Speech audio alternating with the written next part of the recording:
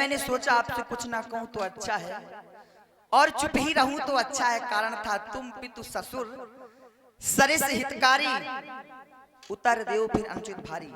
आप मेरे पिता एवं ससुर के समान हैं, तो मैंने कहा आपसे कुछ ना कहूं, क्योंकि बहुओं का धर्म नहीं बनता जो ससुर के मोहलक के बात करे, बेटियों का धर्म नहीं बनता जो पिता के मोहलक के बात करे। इसलिए मैंने सोचा आपसे कुछ ना कहूं, लेकिन बोलने पर मजबूर कर दिया। बुरा ना मानिएगा। आरत बस सन्मुख भई बिलग्ना मानव तात, आरज सुध पद कमल बिन वाद जहां लगनाथ। मैं ओट में होकर आपसे बात कर रही हूं।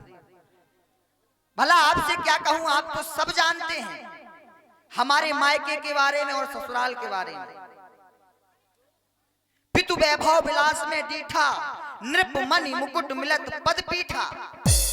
मैंने अपने पिता के ऐश्वर्य की छटा देखी है, जिनके चरण मात्र रखने से सर्व शिरोमणि राजाओं के मुकुट मिलते हैं, अर्थात जिनके चरणों में बड़े बड़े राजा प्रणाम किया करते हैं।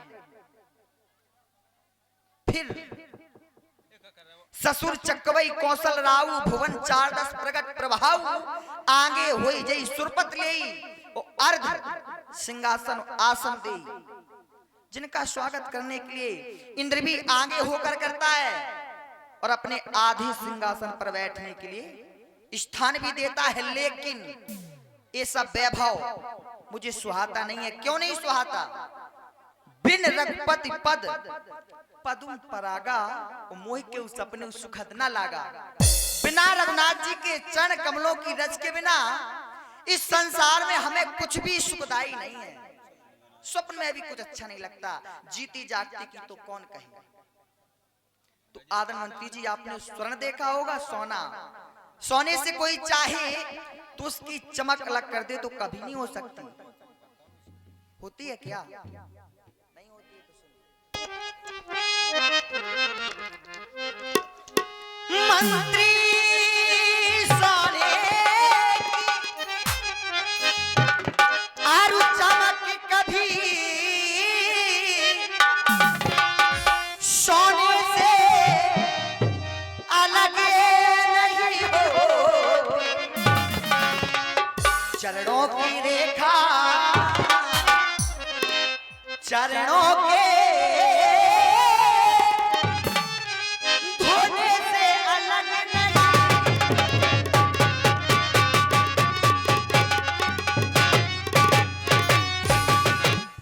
चांदनी चांद संग रहती है, चांदनी चांद संग रहती है, बिजली घन के संग।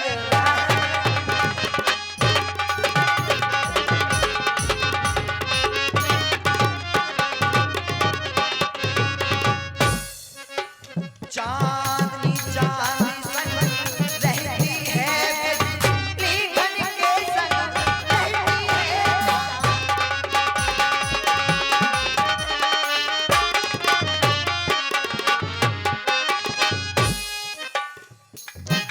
पत्नी है पति की अनुगामी, पत्नी है पति की अनुगामी। चार श्रेष्ठ तल के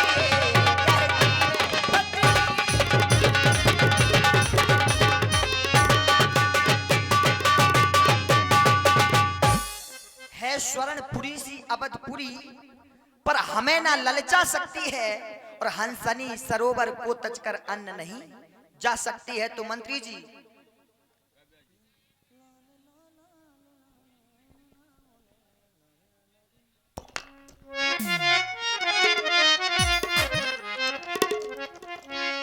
लौट जाऊं कि लौट जाऊं ना मंत्री अवध गांव में, मैं लौट के नहीं जा पाऊंगा। और आप तो जानते हैं कि लौट जाऊं ना मंत्री अवध गांव में, मेरा जीवन पति पाऊं।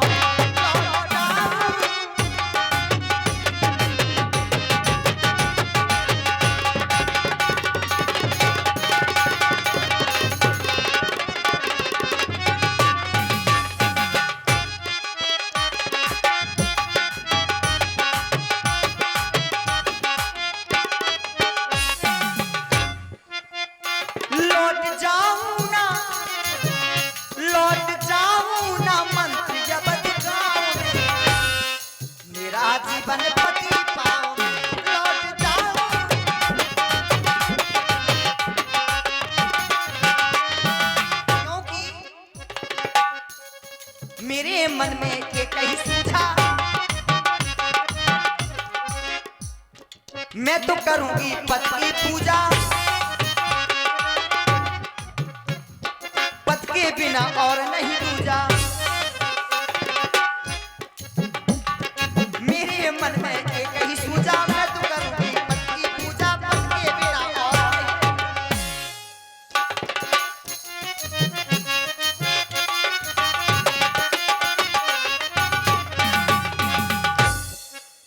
सारा जीवन बिताऊं धूप छांव में। ये तो 14 वर्ष की बात है। यदि जीवन बिताना पड़े तो मैं जीवन बिता दूं। सारा जीवन बिताऊं धूप छांव में, मेरा जीवन बदलिया।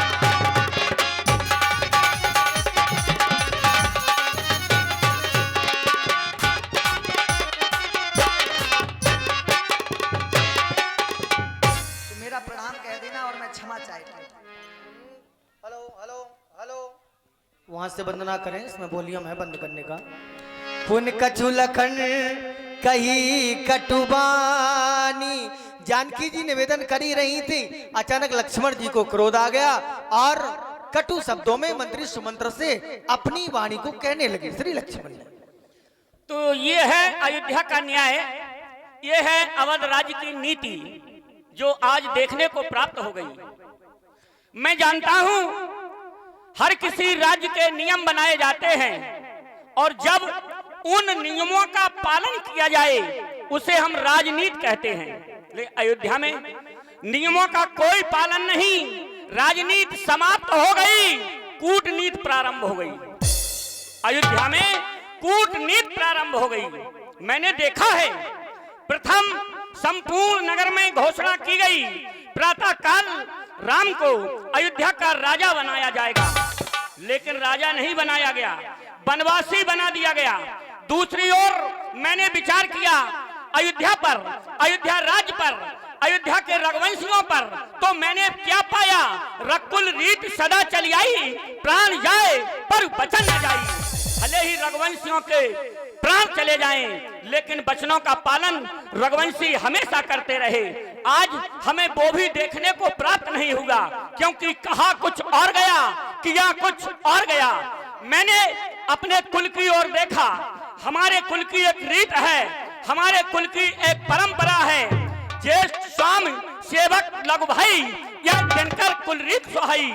हमारे अयोध्या में ये भी उल्टा हो गया, ये भी नष्ट हो गया, क्योंकि जो छोटा है उसे राजा बनाया गया और जो जेठा है उसे वनवासी बना दिया गया। ये भी मिथ्या हो गया, ये भी झूठ हो गया। तो अयोध्या में राजनीति तो समाप्त हो चुकी है। बड़ी विडंबना है।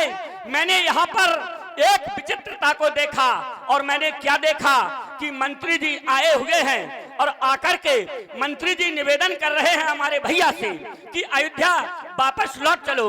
हमारे प्रभु ने धर्म चर्चा प्रस्तुत कर दी, मंत्री जी चुप हो गए। मंत्री जी ने पुनः निवेदन किया कि वैदेही बेटी को ही वापस कर दो, लेकिन हमारी मैया जानकी ने अपना पतिव्रत धर्म चर्चित किया। मंत्री जी चुप हो गए। मैं विचार कर रहा था कहीं ऐसा ना हो कि ये हमसे भी कहने लगे कि तुम ही अयोध्या वापस लौट चलो, लेकिन नहीं कहेंगे। मुझे पूर्ण विश्वास है ये हमसे कह नहीं सकते, अयोध्या लौट चलने को ये हमसे कह नहीं सकते, लेकिन हम इनसे बिना कहे रह नहीं सकते। तो सुनिए अब सुमंत्र जी, जहाँ नहीं है न्याय पर ऐसे राजा के यहाँ अरे कौन लौट कर जाए। जिस राज्य में न्याय ना हो, अन्याय होने लगा हो, भला ऐसे राज्य में कौन वापस जा सकता है। हाँ हाँ, आप अयोध्या के लिए प्रस्थान कर रहे हैं, तो मेरा आपसे एक निवेदन है, आप जाते जाते मेरा एक संदेश अयोध्या में अवश्य ले जाएं। कहना माता का कैसे घी के दीपक जलवाएं वो, अरे हम दोनों कांटे थे सो निकल चुके, अब भरत से रात चलवाएं वो। अरे ये भी कहना क्षमा करें।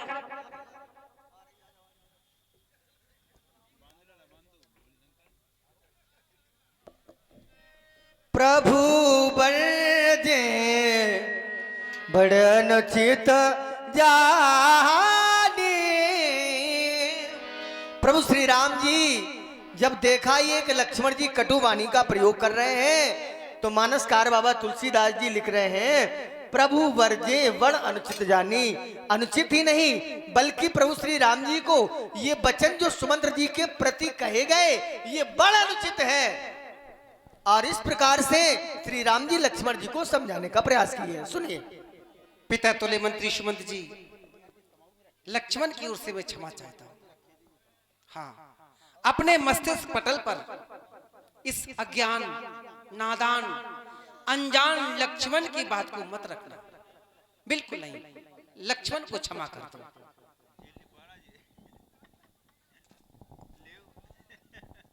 हाँ, जब आप अयोध्या पहुंच जाएं, तो सबसे पहले माता कैकेयी के समीप जाना। सबसे पहले माता कैकेयी के भवन में जाना और कहना, जाते जाते राम प्रणाम कह रहा था और ये वचन दे रहा था, जैसे ही ये अवधि पूरी होगी ये तीनों प्राणी सबसे पहले माता कैकेयी को प्रणाम करेंगे। जाओ, अब विलंब न करें, आप अयोध्या की ओर लौट जाएं। चले जाओ, बिल्कुल चले जाओ। जाओ जाओ मंत्री सुमंत जी। वरवसरा सुमंत्र पठाए सुरसरी तीरे आप तब आए।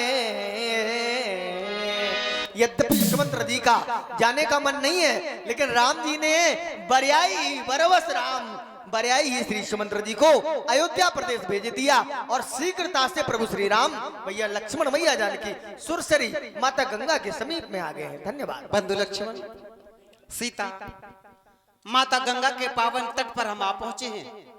माँ गंगा के दर्शन हो रहे हैं। एक बार जयकारा लगाएं, गंगे मैया